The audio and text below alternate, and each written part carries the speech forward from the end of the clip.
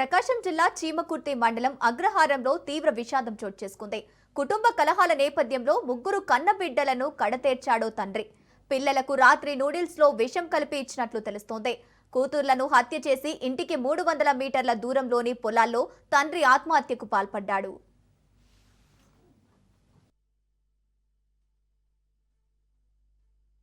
ఈరోజు ఇక్కడ మనకు ఒక విచారకరమైనటువంటి సంఘటన జరగటం జరిగింది.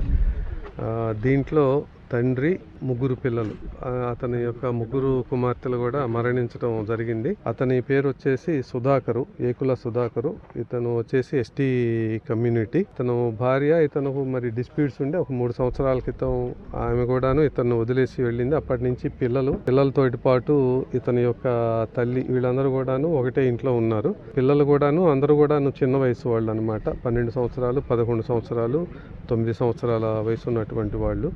మరి విషయం ఏం జరిగింది, ఎలా జరిగింది అన్నదైతే తెలియదు. ఈరోజు రాత్రి ఆ పిల్లలు ముగ్గురు ఇంట్లో వాళ్ళ నాయనమ్మ చెప్పిన దాని ప్రకారం ముగ్గురు భోజనం చేసి పండుకొని ఉన్నారు ఒకటే మంచం మీద. ఆమె వెళ్ళింది. మార్నింగ్ వచ్చి చూసుకునేటప్పటికు పిల్లలు ముగ్గురు అట్లానే మంచం మీద ఉండటం జరిగింది. ఇతను కూడా, తండ్రి కూడా ఆ మంచం దగ్గరే కూర్చొని ఉండటం చూసింది ఆమె.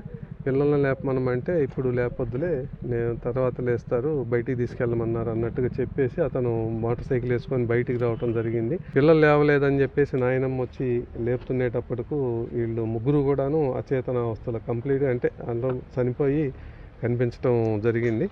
అంటే ఇంకా డిస్ప్యూట్ ఎందుకు చేసుకోవాల్సి వచ్చింది, ఏం జరిగింది అన్నది కూడాను మనకు పూర్తి వివరాలు రావాల్సింది.